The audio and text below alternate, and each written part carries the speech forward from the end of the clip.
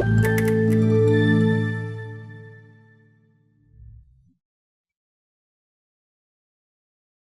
everyone to the session today. I think it's going to be a good one, and it's going to go really fast. So I hope you had your a good lunch and are well caffeinated or whatever fuel you want to use.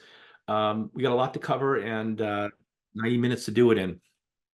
So a couple of rules on the screen today. Just because there's so many people on this call, it would be good if you stay on mute, and if you can have your video on at least during the workshop sessions where we're going to be working with each other. It'd be really helpful to see each other and talk to each other. For this part, it's not as necessary, but it's not a bad idea. If you have any questions or comments or just anything you want to know about, put it in the chat, and Catherine will be following along. We'll be recording the questions, and from time to time, I'll try to stop and take questions. And at the end, if there's time, we'll do questions as well. And by the way, I'm willing to stay on later if people want to ask some more questions at the end as well after we're done. And with that, I want to get going. I have a couple other people from my company with me today, just in case they talk to you. We've got Peter, Joe, Candy, and Tom. And I already mentioned Catherine. So if they speak up during this, they know a lot about this stuff as well. So just to get going, a little bit about Neueon. We're a technology advisory service. We provide clients with guidance in how to use technology more effectively and build technology more effectively. And over the last few years, AI has become a big conversation. Lots of people wanting to talk to us about different aspects of AI. So as we started to work with clients on AI, we started to realize that within artificial intelligence, there's a very large spectrum of activity in terms of what people are trying to do with AI, but also there's a large spectrum in terms of their skill set, expertise, knowledge base, and all that is the backdrop to the fact that AI is changing so rapidly that not only are they trying to do things that are innovative and new, but they're doing it in an environment that is changing around them very quickly. So it's a challenge, and it's one of the reasons we wanted to bring you this workshop, because it's really an observation of our own experiences with this as well. So what I'd like to do real quickly is go over the agenda for today. We're going to do a couple of things. First of all, we're going to try to set a little bit what we mean by this AI journey. So everyone is on an AI journey, and I mean every organization, every company, all of you, of course. You're somewhere on that spectrum I talked about. And based on where you are on that journey, you need different support services, skill sets, and so on. And so we want to kind of help you self-identify where you are, because that'll help you identify where you want to be. And that's one of the first things we do when we look at an organization. And that brings us to the next bullet, which is readiness strategy. So given that you're somewhere on that journey, we want to make sure you have a good strategy for being ready for where you're going to go next. And so we'll talk about readiness techniques at different aspects, depending on where you are in that journey. Governance, risk management, and compliance, or GRC, is something we're highlighting mainly because it's such a big area and so few companies are doing enough in this area, especially around AI. So we want to highlight that for you today. Again, this whole workshop is really designed to help you think about, where am I? Where do I need to go next? And we're hoping that you'll leave this workshop with some idea of what your next step is, where you need to go next, where you need more help, or where you're going to put more of your energy into what you're going to invest in. After we talk about GRC, we do want to get into some of the adoption challenges. We're going to do this in an interactive way. This is going to be an interactive workshop. The first part will be more presentation heavy, but as we go forward, there'll be a lot more interaction with your peers that are on this call, and there's a lot of you. So you're going to get a chance to talk to other peers about what they're doing and where they're going as well. And we'll do that when we get to adoption challenges. And again, try to leave you with some sense of next step. And if there's time remaining, we'll do Q&A. Otherwise, again, I'll be happy to get back to you afterwards as well. Okay. So with that, I have a little exercise to start with. It's a quick and hopefully painless. This should only take you 2 or 3 minutes. We're using a tool called Menti. If you're not familiar with it, Menti is a survey tool, and the idea is if you go to menti.com and you type in this 8-digit code, Or if you have a phone and you want to use the QR code on the right, you can do that as well. Both of these will allow you to get to the survey. It's only 3 pages long, and it's really short, multiple choice questions mainly. What it'll do is it'll help me understand where you all are at, so I can kind of level set this a little bit for you. So I'm talking to this audience. And if you're interested in getting the results of the survey anonymously at the end, or if you want a copy of the slides as well, there is this question at the very end where you can put in your contact information just to get, again, the copy of the slides and the survey results. If you're interested, you don't have to do that if you don't want to. All right. So I'm going to give you 2 to 3 minutes to go there. If you have any trouble or questions, please put it in the chat, and Catherine can let me know.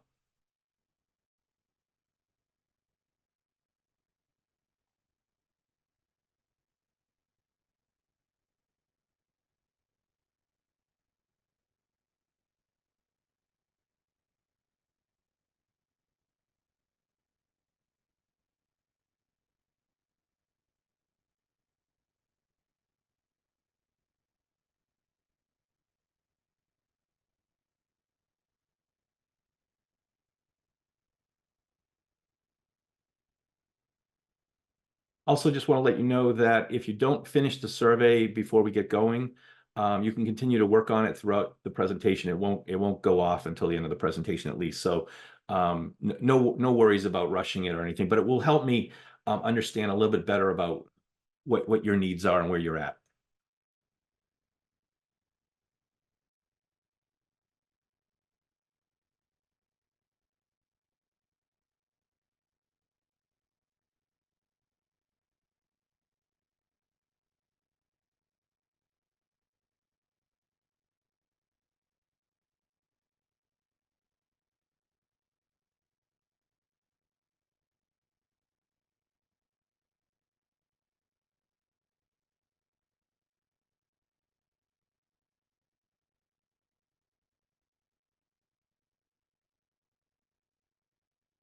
Okay, so it looks like most of you, many of you have answered the questions. That's great. So I'm going to get started. Again, you can keep working on it. If you have questions, you're having trouble with the survey, please let Catherine know, and we'll take care of it. But I'm going to kind of kick this off. Let's see, where are we? Here we go. All right, so we're going to talk a little bit about how businesses are approaching AI. And again, this section really is for you to self-identify, where am I and where do I want to be? When we talk about AI in business, now, just to be clear, usually I do this long definition of what is AI because everyone has a different definition. For our purposes, artificial intelligence is anything that helps us make decisions or do something that we would think requires some level of human intelligence. Decision making, understanding data, all those types of things that we think of when we think of AI.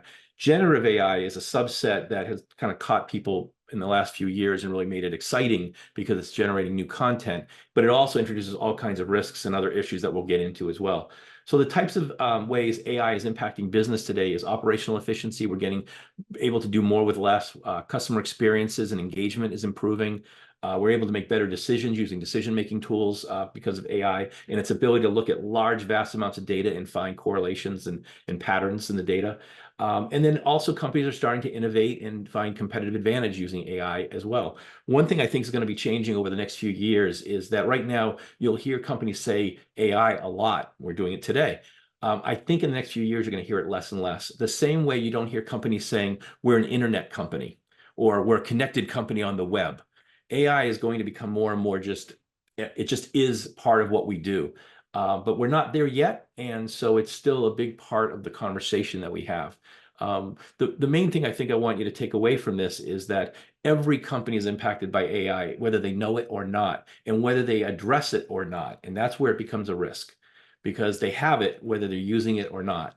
And let me show you kind of what that might look like. This is a typical journey that companies and people go on when they get exposure to AI for the first time. This is not the only journey they might go on. They may skip some of these buckets. They may go in a different order. They may cycle back and forth. But this is generally what you're going to find. So the typical journey starts with Awareness. I realized, for instance, that Siri on my iPhone is AI, or I realized that typing a search into Google is using AI. I start to realize that my world has AI in it. And so that's kind of where people start getting exposed to AI. Then what happens typically is they will passively adopt AI. For instance, we're using Zoom today, and Zoom has a transcription feature. We don't have it on right now, but if we did, it would be creating a transcription of the conversation. Well, when you turn that feature on, you're passively adopting AI. And the problem with that is if you don't have the right policies and procedures in place and you don't really understand how the technology works, you don't understand what you might be giving up in terms of ownership of content or how that content may get used or not. And so not having the right policies and expertise in place can lead to problems you didn't even know you had. And so passive adoption is one of the more risky parts of the adoption curve. People move from using AI tools as part of their business to optimize them and produce, usually because the AI feature is in a tool they already have and they just switched it on or it was on automatically. They move from that to having what we call the AI foundations. They're starting to what we call crawl.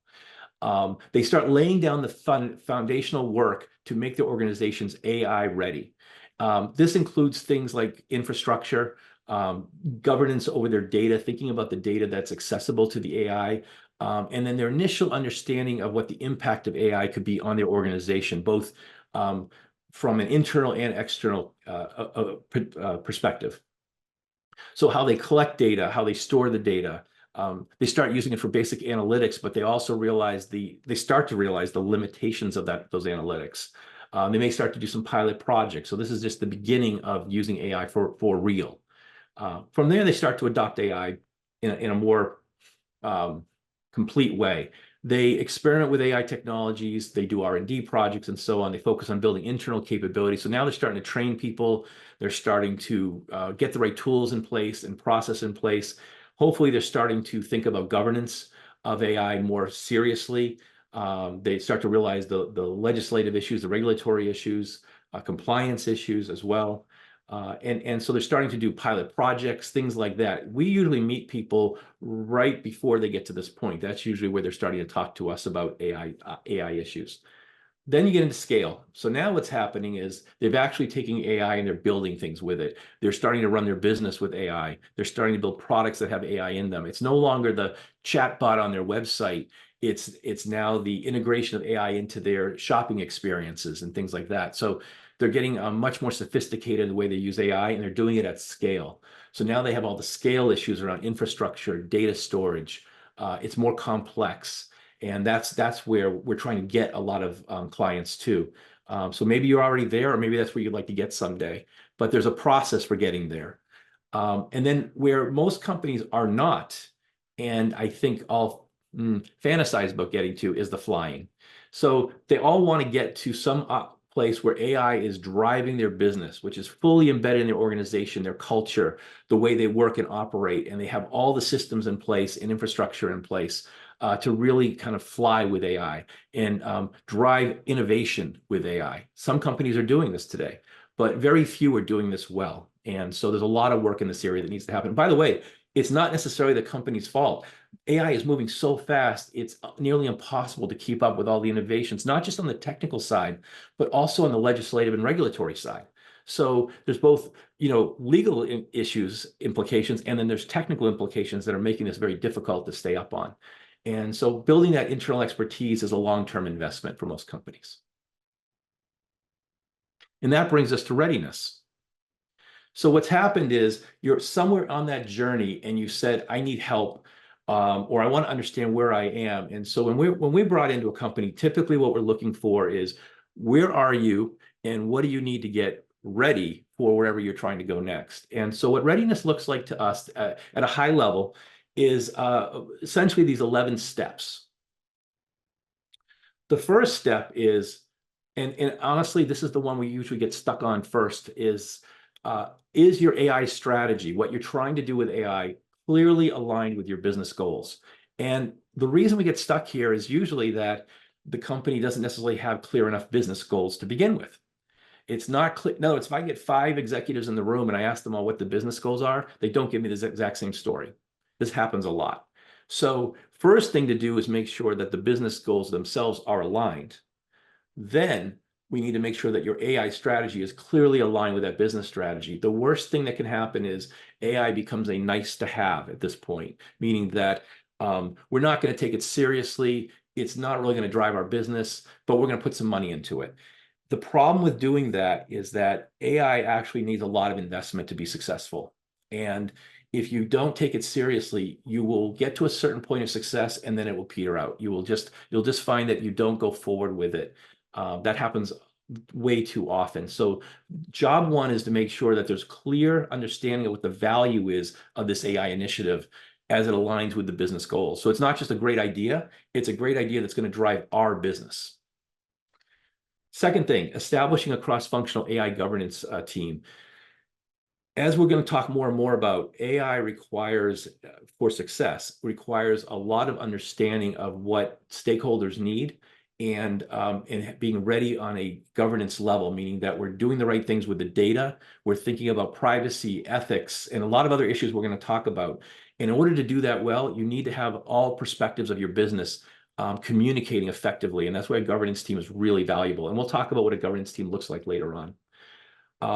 Partner with an AI technology provider. As I said before, AI is one of these areas where it's moving so fast that trying to figure it out at the same time you're trying to solve a problem is probably not a great idea for a couple of reasons. One, you're probably better off doing something small and impactful than doing something large and high investment level over a long period of time, because AI is changing so fast. And because of that, it's probably better to find somebody who's been there, done that, that can help you kind of avoid a lot of the early pitfalls and help you get going faster. So if you really want to get somewhere quicker, find someone who's done it before in an area that you're interested in. If you're doing a healthcare app, find someone with AI experience in that space. And that maybe not did exactly what you did, but has enough experience to know what to avoid, and so on. They don't have to drive your innovation, just to make sure that you're doing the fundamentals correctly. This is, again, if you're at that earlier stage and you're trying to figure this out. So invest in AI talent and training. If you're going to be doing AI in the long term, if this is a long-term investment, well aligned with your business goals, then do plan to have training. And that training, by the way, is not typically a one-off training. It's more of a create a foundation and then incrementally keep making sure people are aware of the changes in the industry. Again, both technical as well as regulatory and compliance related. So you need to really invest in ongoing training. By the way, training is not just for the technology people in your company. The business people need training as well. They need to know what digital literacy looks like. They need to understand what it means to be a person in a company that has AI and behaving correctly and appropriately with AI. In fact, that's probably your best line of defense against a lot of the security problems with AI, is having people who are well understood what it means to use data, the privacy concerns, the ethical concerns. For instance, understanding that when you use a large language model, it has biases built into it. At least today they do. And so when you get an answer from it, not only may it not be an accurate answer, it may be an unethical answer in the sense that it's overly biased towards a specific result. And so if they don't understand that, they may use that information in a way that is dangerous or bad for your customers or for yourselves. So be careful of not investing enough in the education part of your non-technical people with AI. Do you have a data management strategy generally? AI eats data. It needs data to breathe and live and do its job. And that data has to be good quality data. The term garbage in, garbage out really applies to AI. So if you don't have good data management strategies in place, you're going to find that AI may get you off a proof of concept well, but it won't work in production. It won't work at scale if you don't think about this. Also, a lot of AI, like neural networks, for example, are very sensitive to the inputs that you give it. So in other words, given different inputs, you get different outputs. And so if your data quality is diminished over time or changes in some way, you may get answers that are very bad compared to the answers you're getting today in your proof of concept.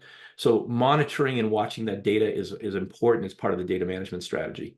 And again, pilot projects are really a good way to get started. Start with something small and impactful, and you're going to find that your company's support for your work is going to grow enormously. Start with something that's not very interesting or very impactful, even if it's cool or fun for you. You're not going to get a lot of support for that. You're going to find it very hard to get stakeholders really excited about something that doesn't drive the business. So that's where you might make some progress and then have to throw it away. That's no fun. Continuously learn and adapt, we've talked about. Make sure you're building continuous learning into all your processes. If you don't, then what ends up happening is you'll get to a certain threshold in that journey and you will have trouble going further. You'll find that, and I'd be happy to talk offline about specific examples of that because I have a lot of those. Plan for scaling and integrating your AI technologies in your infrastructure. I mentioned that before. If you think that your pilot program, your proof of concept was great, that has nothing to do with what it's going to be like in the real world when it's getting hit by tens of thousands of people, or the data is changing at the millisecond level. There's a lot of differences between a proof of concept and a production system. So you need to understand what those are and create a strategy. All doable, all things that companies like ours help companies do. But I know it sounds like a little overwhelming if you haven't dealt with this before, but it's all necessary. That's the important part. So you have to monitor and evaluate your AI impact on business performance ongoing, not just getting it out the door, but constantly. And ultimately, AI over time becomes part of your technology life cycle. Like I said before, you don't talk about, we're an internet-enabled company.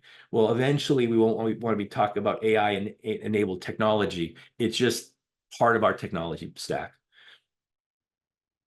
Okay. By the way, are there any questions yet? I just want to check. Are we all set? Okay. Again, if you do have questions, put them in the chat. Be happy to answer them as we go.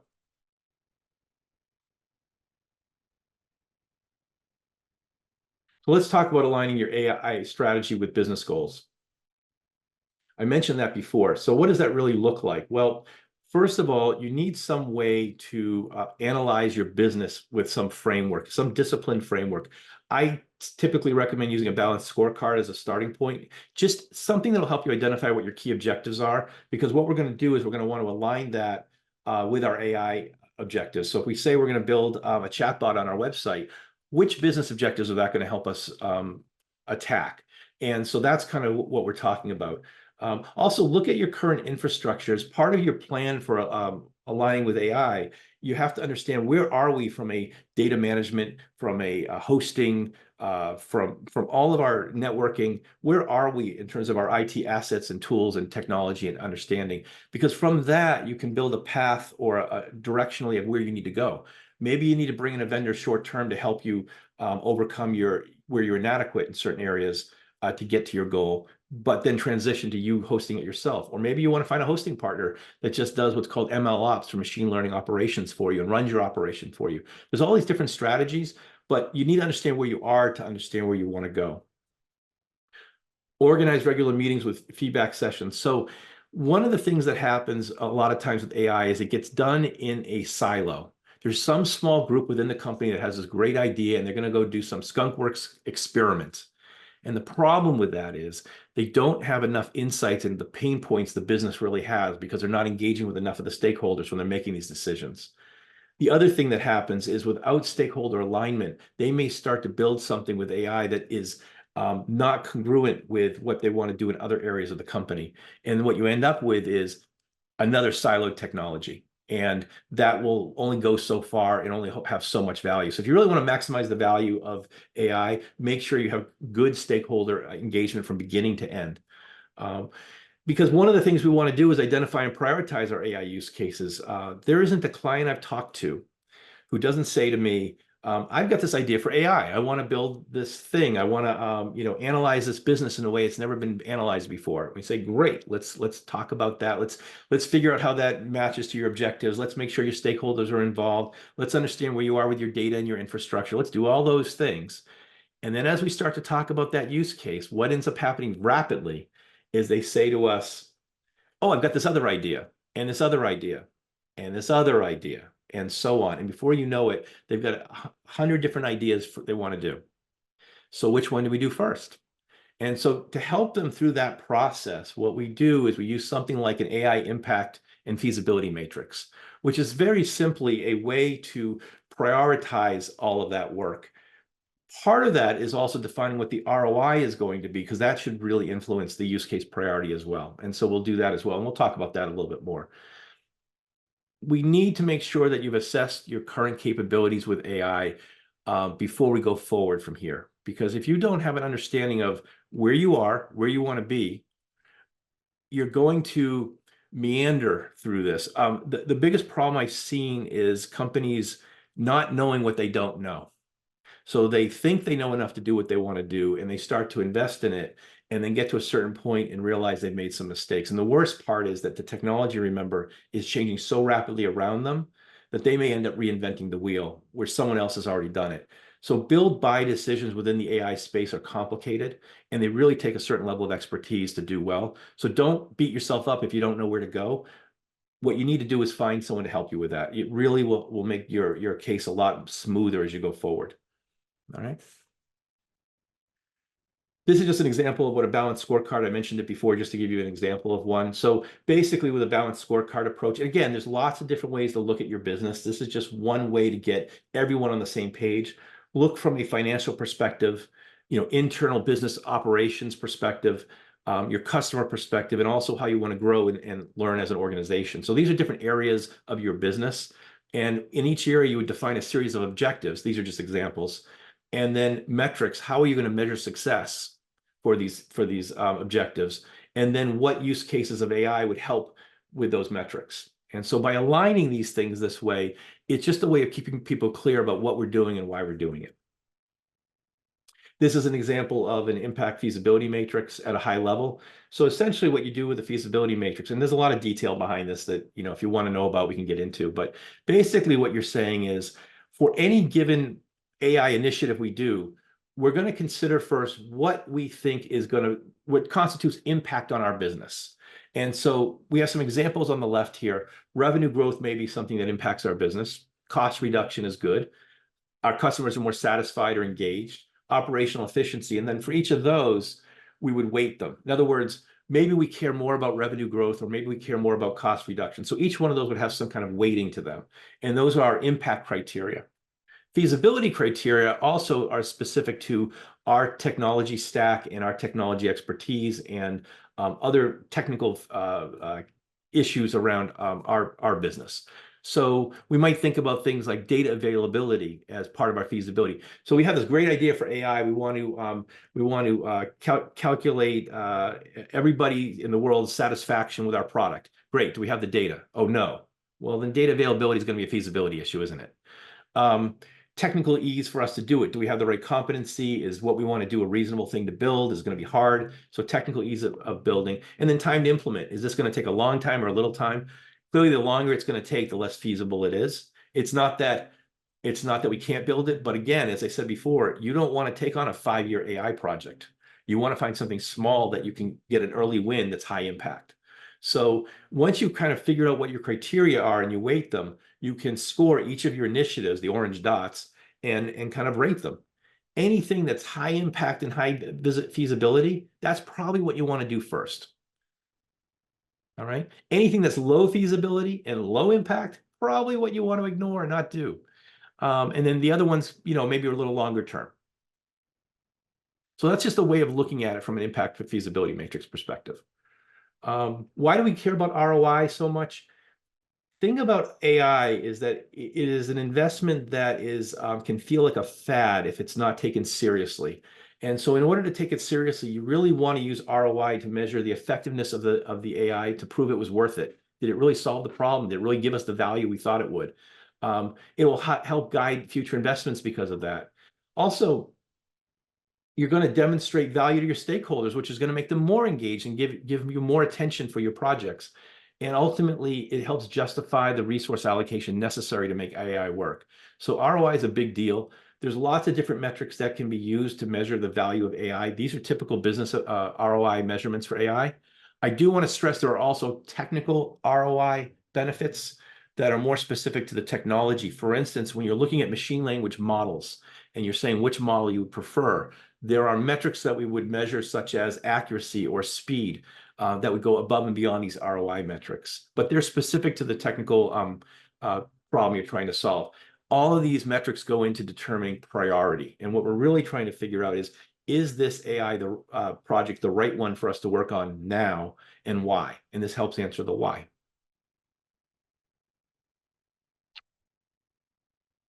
Last topic before we get into the exercises, governance, risk management, and compliance, GRC. So one of the things to understand is that regulations around the world are exploding around AI. There are so many countries that are looking at AI and trying to figure out how they want to track it, control it, define it, document it, monitor it, etc. And so they're all doing it their own way. And so there's a lot here. So if you don't have someone who's an expert that's following this for you, you really should find a partner that can help you keep on top of this stuff. Because if you're doing anything international, you're going to have to understand there's going to be different regulations in different countries. You know, the AI Act in the EU is probably the big one right now that they have. They're the furthest along. They've actually put something out there that's pretty strong. But within the US, there are hundreds of different state level laws, and there's multiple federal laws that are coming out. And so keeping on top of what we're going to require of people is a big deal. And you really need to do this if you're going to be using anything that has the word AI on it. There's different levels of scrutiny going on. If you're a company like OpenAI or Google who has large language models, which are called foundational models, you're going to have a lot more scrutiny on you because you're affecting so many businesses. But over time, we're going to find that more and more of these rules are going to trickle down to every business, and you're going to have a lot more obligations than you do today around AI. So it's important, again, if you're putting these governance programs in place that we've been talking about, you're going to be ready for this. If you don't have those in place, that's where you're going to find you run into problems later.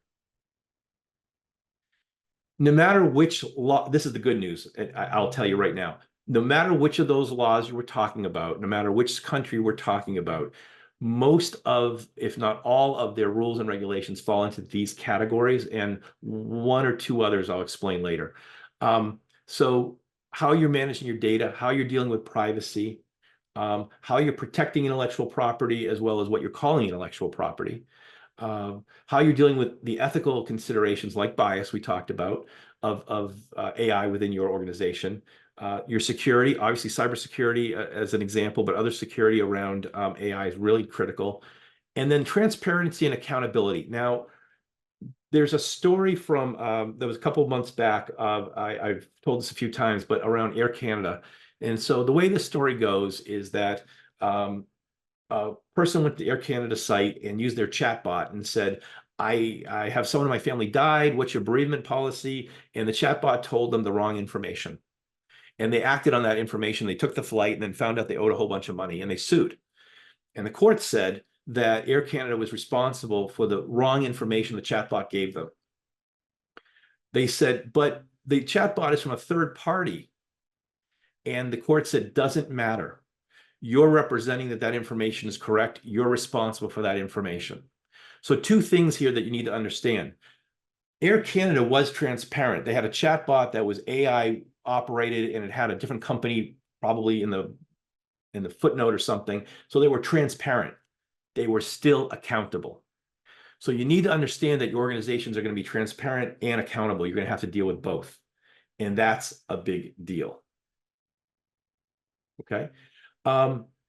Finally, regulatory compliance. Look, regulations, depending on your industry, are going to continue to adapt and evolve around AI. You're going to have to stay on top of that. There's just no way around it.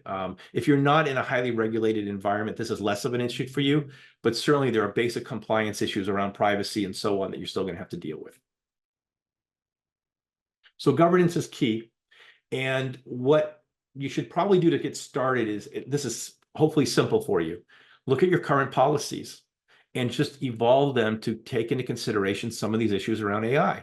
So have you updated your data protection policies, your acceptable use policies, and other policies that you might have that where AI may have a role to play? Make sure they're up to speed. But you're going to also have to consider some of the things that are specific to AI, such as we talked about ethics and accountability, but also data privacy and security and so on. So the last one that I didn't mention on the other slide is explainability. So explainability means the ability to say, how did the AI make the decisions it made? Why did it do that? So that you can prove it wasn't biased, or that your data wasn't the problem, or that it was It made it, where is the issue? Here's the thing. We don't know how to explain how AI is working in a lot of cases. There's a lot of work being done in this area. It's going to keep getting better. The technology is going to keep getting better. But at the moment, it's very difficult to tell why an AI made the decision it made. Here's the good news. It's really hard to tell how you made a decision also. If I ask you how you made your decision, you'd have a hard time telling me what brain functions fired off that specific decision. It's not that different. The good news with AI is that over time, we do believe we're going to be able to have much better explainability.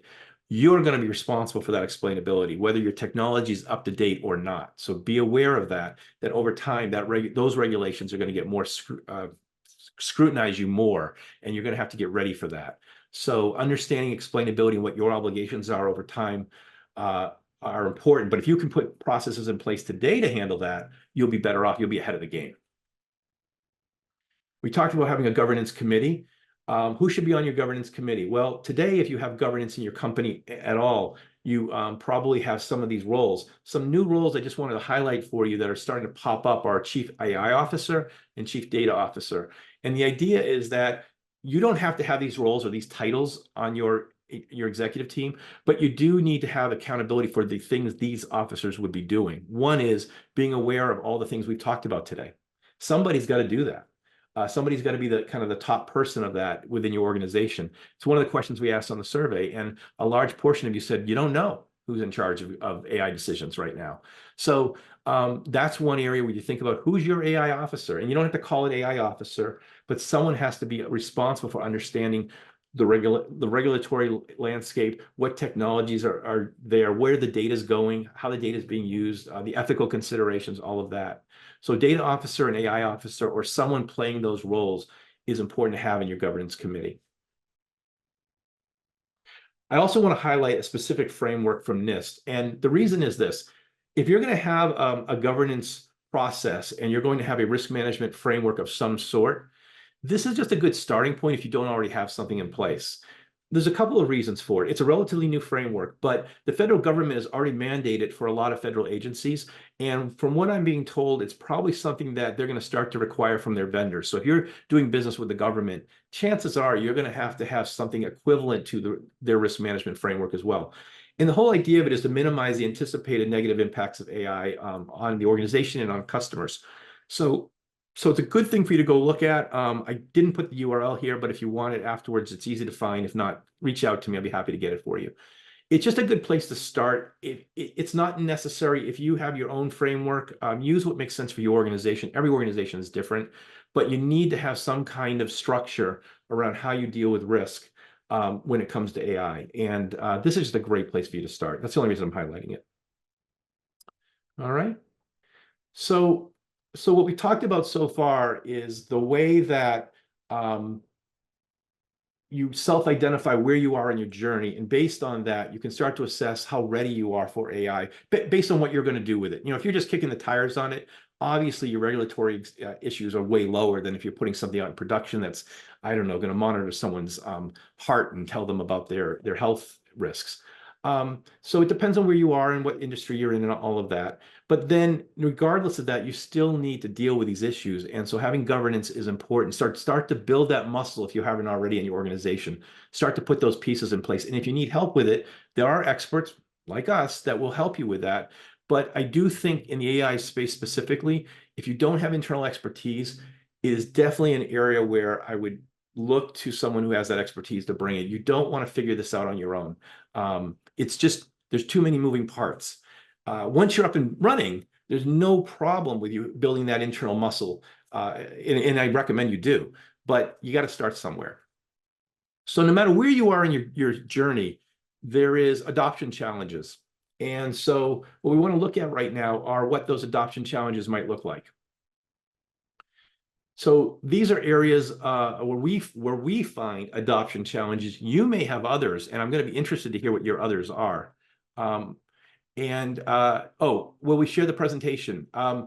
In the survey, there's a box for you to fill out with your contact information if you want the presentation. If you didn't do that, then at the end of the presentation, I have contact information. You can send an email to us at that contact information and request it, if that answers your question. Um, so so anyway, so from the adoption challenges, the first one is skills gap. That's probably the most obvious one. Depending on where you are in your journey, it's very, very possible that your organization doesn't have the skills yet. You don't have the data scientists maybe that you need. Maybe you don't have the AI expertise, the infrastructure or the ML ops capabilities yet. Um, but that's just one side of it. That's on the technical side. Then there's the regulatory and legislative issues, understanding the compliance issues. So that's a whole nother area that you may not have skills in. And then the third area is your actual employees' ability to optimize how they use AI in their own jobs. So that ability to use AI to be more efficient individuals may not be there either. So they may need training in these areas. So training, hiring, who you hire for, all those things. So skills gap's a big one. Change management. You would be surprised how few people will recognize how impactful AI is on the culture of the company. This happens a lot where I'll give you an example. One thing that happens, and maybe you've experienced this already, people are afraid. They are afraid that AI will take their job. They are afraid that they won't be able to understand it. They are afraid that it will compete with them in some way. How do you help them with that? Do you have transformational processes in place as part of your change management? If you come out with a new tool that leverages AI, you're going to have some people who are resistant to change, who are going to say, I like doing it the old way. How do you help them? How do you motivate them? So change management is another adoption challenge. And I just gave you some examples of change management. There's a lot of other ones that need to be dealt with. Change management also means infrastructure. It means retooling, other things. Data management, this is a huge one. Most companies that are getting into AI for the first time do not understand how complex it is to get their data clean enough that AI can actually be useful and have enough data that AI can be useful. The AI eats data, and if it doesn't have enough data to make decisions, it can make poor decisions. If it has too much data, it can do something where it's called overfitting, and it can solve certain problems really well, and other ones it's way off the mark. So understanding how to get the data correct for AI to be effective is a whole thing to itself. I mentioned integration already. Operationalizing AI insights. This is another fun one. If you use BI tools, you probably have some of the similar experiences. We use AI, we do all this investment. It comes up with all these incredible insights, and then we don't know how to operationalize them. How do we make this something that we build into our organization and use on a regular basis? How do we feed the information we're getting real time back into the model so the model gets smarter so that it gives us more operationalizable insights and so on? How do we create that feedback loop? So there's challenges around operationalizing AI insights. Lots of problems with deployment, lack of having the right tooling in place for AI, which is different than traditional software development in some areas, and it can get very complex, especially if you're multi-cloud. Resources and costs, obviously, as I've talked about many times already, there's a lot of expenses in AI that you may not be aware of. And so having a better understanding of what the costs are going to be and what you need to be thinking about is part of the process. And that depends on your project. So it's too specific for me to kind of give you a generic list right now. But one off, if you want to talk about your project, that's something that you need to understand is what's involved. One of the first things I usually get asked is, hey, we've got this great idea. How much is it going to cost to do it? Well, we need to go through that readiness process basically, because until we understand where you are with your data and your infrastructure and everything else, it's hard to answer that question. Ethics and fairness issues. This is another issue. So we've got all this data, but it turns out the data is biased. Or it turns out that when we run the model on the data we have, we get biased answers, things like that. Or it works fine today, and then tomorrow we change the data, and all of a sudden it's way off the mark, and we don't have any processes in place to monitor it. These are all problems that companies run into with AI. Lack of clear goals, I've already mentioned, lack of alignment with the business, lack of stakeholder leadership. Those are all things we look at in our readiness process because those are typical AI adoption problems. Some skunkworks project made a lot of people excited, and then it turns out it's not aligned with the business, and that's a big problem. So alignment with the business should be job one. And then finally, all the governance issues that we've talked about as well. So these are common areas of challenges. There's a whole lot more, but these are the big ones. I want you to take a minute now And you can ask me questions in the chat if you want, but I want you to take a minute, and I just want you to think about for a minute, what are your adoption challenges? Where are you in your process? You know where you are, I hope by now. What is your biggest challenge that you think you need to solve today? And I want you to think about that for a minute. And then what I'm going to ask you to do is I'm going to put you into breakout rooms with other peers within the conference we're having, and we're going to talk about your problems and try to just start that conversation with other people. Okay, so take a minute and think about it, and then I'll explain the exercise we're going to do.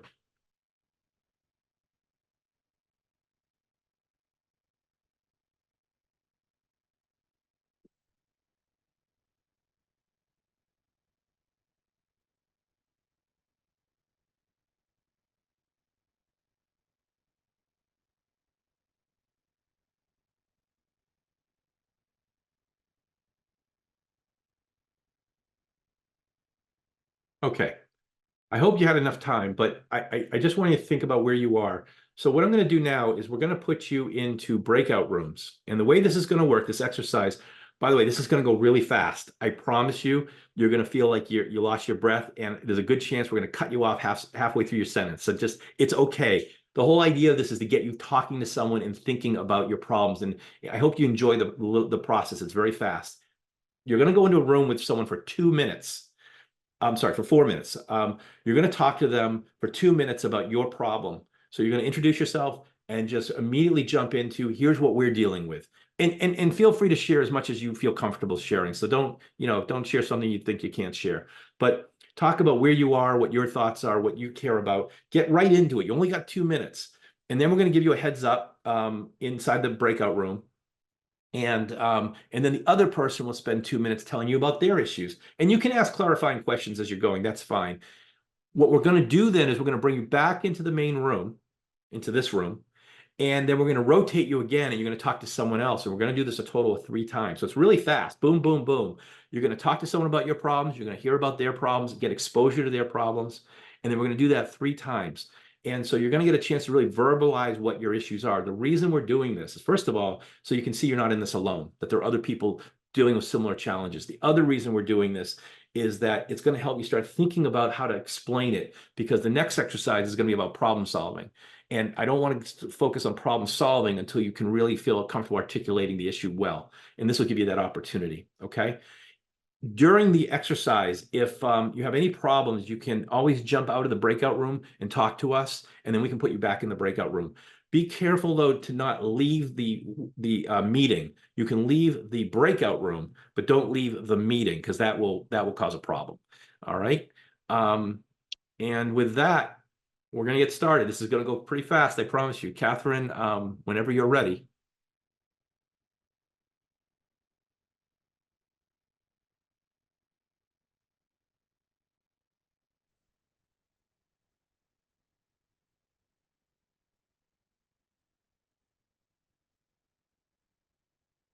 Okay. All right, looks good. You can stop recording for now. Beginning stages. But that's no problem. I can be recorded, no problem. We are in early stages, kicking off our AI steering committee next week for the first, just assembling the group of folks, mostly technology resources, but representation from the business. And we are in the early education part of it. So educating people on where they are, where AI is, similar to what you've done, Scott, in your presentations, just a general journey of AI and its evolving space. So we're really too early. We're identifying all of our partners, looking to see what passively we can do and how we can start to ingest commercial systems AI that's already investing plenty of money in that space, and how can we incorporate that into our space. So again, really early in the process, but we have a pretty decent development team because we custom build our own order to cash systems. So that's who we are and where we are. And what's a problem kind of you'd like to kind of tackle next?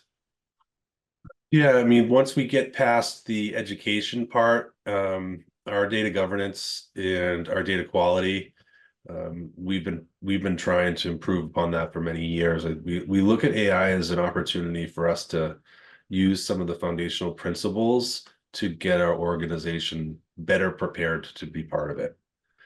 So well, at least part of my goals in the initial steering committee, which I'm hosting, is to really get people to understand there's multiple avenues that we can take. We're not necessarily going to build our own models, but I'd really like to take advantage of some of the AI that lives in some of our partner systems, like Dialpad, for example, sentiments and things like that. So incorporating others' results, such as call summaries or sentiments into our CRM, so that our customer service can have a better experience with the customers and know where they stand, or if they're dealing with somebody that's a little bit more upset. So that's kind of where I'd like to go with it to start, keep it small, and not have to build something ourselves, but just ingest it better. Great. And other people on the call, we're all going to act as consultants here, so I'm obviously leading the charge a little bit, but does anyone have any other questions for him before we get going on solving? Anything that you want to know? You can just come off mute, or you can put in the chat, either one.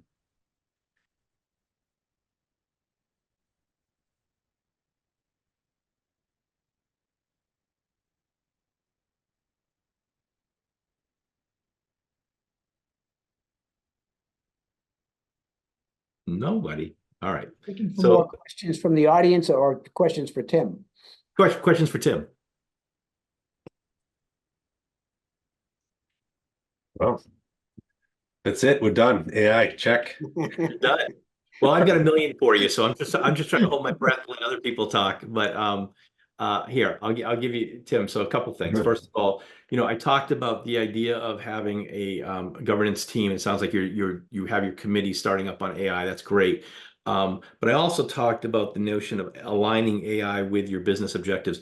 Are your business objectives and the measurements of those objectives clearly defined? Negative. Okay. Yeah. Okay.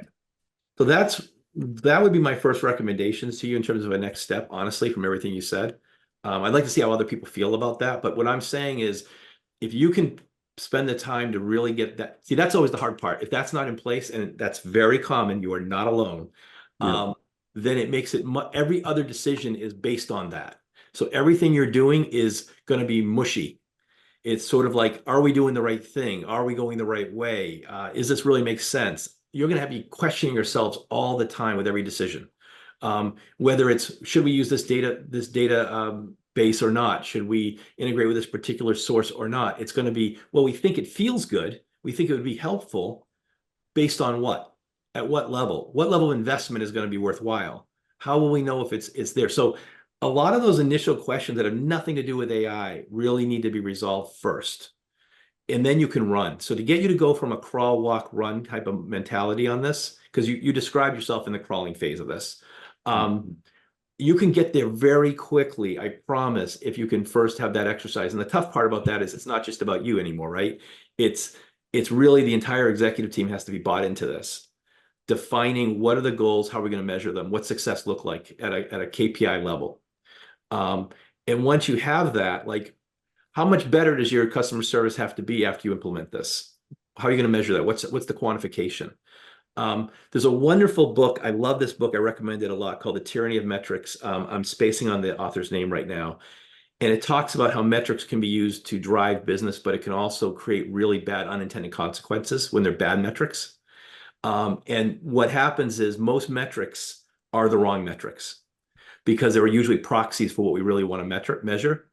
Because we have this horrible problem with humans where we tend to measure what's easy to measure and not what's right to measure. So this is why when I ask a company, do you have clear measurements for your objectives? And the answer is not really. It's because it's hard. So it's worth it, though. It's totally worth it, especially for AI. I promise you that if you can come up with clear metrics for success in the areas that you think AI is going to help you achieve and align those to what the business is trying to do, everything gets easier for you. Easier to get investment and justify it, easier to get people on board, easier to get people trained. Everything gets easier when you have that alignment. But without it, everything's a struggle. And Scott, that's what why is AI any different than any other project? There ought to be an ROI on every major project you do. And is AI just buried in everything, like you said, that it's no different? And Bob, I think that's completely accurate that AI in a lot of ways isn't different. The difference is that it's moving so rapidly that people tend to skip steps because either they don't feel they have the time or they don't have the inclination to do it, or they just assume that it's going to have a good outcome. Hey, if we get this data, we're going to be better off. Maybe that's true, but how much better off? Is it worth the investment? And so they tend to skip steps with AI. It happens a lot. But you're right. In a lot of ways, it's like anything else. Having those clear objectives would help. So as a next step, Tim, that would be my personal recommendation. I am curious, does anyone else have other recommendations out there? Anything else you think of that, when you say, hey, we want to integrate with these systems, we think it's going to help us. What would you be concerned about? What would you think about?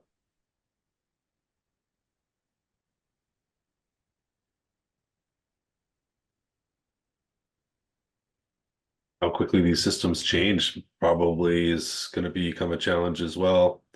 Some of their offerings, what paths they're taking over time becomes more of a challenge for us to consume potentially. Right. Also, do you know, or do you have people who know the data quality of the data you're trying to bring in? We know internally the data quality, we've been scrubbing it for many years, is getting better. There's still a lot of cleanup. We're a company that acquires a lot of companies, and every time you do that, you end up with more bad data that you have to clean up.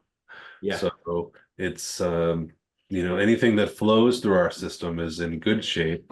Anything that's new that we're importing is fair at best. Now, in good shape can mean different things. So good shape could mean it's consistent and the quality of it is good in terms of the information's correct, right? Correctness of the information, validity of information. But that doesn't necessarily mean that it's ready for AI. So in terms of being ready for AI, it depends on what you want to do with it. But is it, for instance, labeled and tagged in a way that like this is good information, this is good information, this is a right answer, this is a wrong answer, that type of thing. Yeah, no.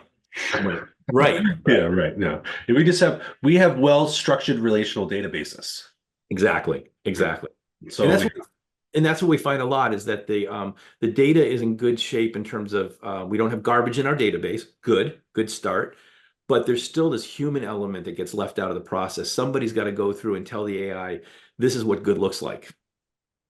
You need to model what you're looking for. Or that's one model example. The other one is we don't really know what we want from the data. We're gonna let the AI loose on it and try to have it come up with patterns and just tell us, what do you see in the data?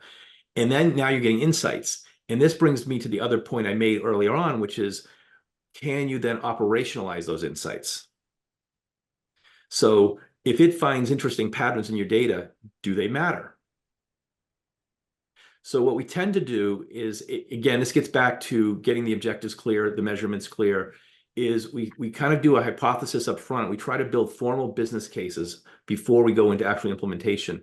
And as part of the business case, in the case of what you're describing, what I would do is look at some hypothesis about, we believe we're going to find this in the data, whatever this is. And then when you do some proof of concepts, you can look for, are we seeing the patterns we expected? Like it's going to be able to tell us how many clients have this particular problem, and we're going to get a better sense of how to help them, or we're going to understand the demographics better, things like that. So it's really important to kind of come up with that business use case first. That will help. Again, it's all about getting everyone aligned around what you're trying to do. The actual technology of this is not that hard. It's not. It's getting everyone invested in it. Does that make sense? Yeah. All right. Anything else, or do you want me to move on? I was going to say one thing that we also find, I mentioned earlier, is really the education, right? We work for a company that's owned by private equity, and everybody talks about their use of AI and they're ingesting AI in the marketing aspect of it. Using AI to me, and I'd like to get your take on this, really could mean the consumption of somebody else's AI and how that factors in your decision versus building your own models and other approaches that way. Um, do you, is there a suggestion on the way that you can educate people as to what are the easiest pathways to being able to say you're using AI? So yeah, I think that's kind of what I was getting at too, is that how to explain this. So we're all using AI, every one of us, all the time. You know, if you have a phone, you have AI running on your phone. If you use a search engine, you're using AI. Everyone's using AI. The issue is, do we understand how AI is benefiting us and can we measure it? So it's coming up with the metrics for success that you're looking for. I'll give you an example. A person says, I use ChatGPT to write my emails. All right, great. I'm using AI to write my emails. What does that mean? Are my emails better? How are they better? How is that quantitative? Am I able to write emails faster? Am I getting better responses from the emails? So coming up with what a measurement of success is for you and then baselining it and then looking at the result, that's how you know if AI is useful or not. So it's not about using AI, it's about what's the incremental benefit of AI and can we measure that? And the answer is we absolutely can measure it if we want to. Now, is everything we do worth measuring? No, but then it's probably not worth talking about. So for instance, I use Siri on my iPhone. I don't measure how much more productive I am with it or without it, because arguably sometimes I'm less productive. It sometimes wastes my time. So it's not that simple. So that's why it's much more efficient if you think about what's the business objectives, what are the goals of the business, and then figure out how can AI incrementally help with that goal and answer it backwards from there, and then get to what you just asked. Hmm. Does that make sense? Yep. Awesome. That's good. I'll open up the floor. Is there any other questions anyone has? Because if not, I want to talk about where to go from here. So depending on where you are in your journey and what kind of challenges you have, if you have questions, feel free to send them afterwards. I want to give you a couple of things to think about. Again, develop a comprehensive AI strategy. This is what we're talking about, Tim, is that, make sure that's aligned with the business objectives, that you have measurable outcomes, and then look at how are you going to get there, evaluate your current capabilities. And if necessary, bring in third parties that can help you that already been there, done that, because it'll definitely speed up your adoption rate if you have people that have already been there. Trying to figure this out on your own is tough. Even if you have a good technical team, if they don't have experience in this particular area, there's still a lot of room to struggle that is unnecessary. Governance compliance is not optional as you get further into AI. The further you are on that journey, the more you have to start to think about these things and put these things in place. You definitely need to focus on that. Invest in the AI education and training is exactly where Tim's at. That's great. That's exactly what everyone should be thinking about. And if we can help you, we're happy to help you. Obviously, that's what we do. Couple of things I want to tell you about. First of all, if you do have any questions after the workshop, or if you have requests for, if you want the presentation or whatever, you can send email to us here at ai@neueon.com. You can also use the QR code. Also, we have a special advisory service offering for people that came to the workshop, and we'll send out information on this as well. You can, again, use the QR code, or you can go to this website. We're partnering with Amplix on this, and you can learn more about the advisory services. Basically, where we'll do some of the things I talked about in terms of helping you set up your program and making sure that you're on track with your AI program. It would be a perfect fit for what Tim's describing as an example. And also feel free to reach out to me on LinkedIn. I'd be happy to connect with you and talk more about AI. Any last questions? If you want, you can just say them. Otherwise, we'll close it out.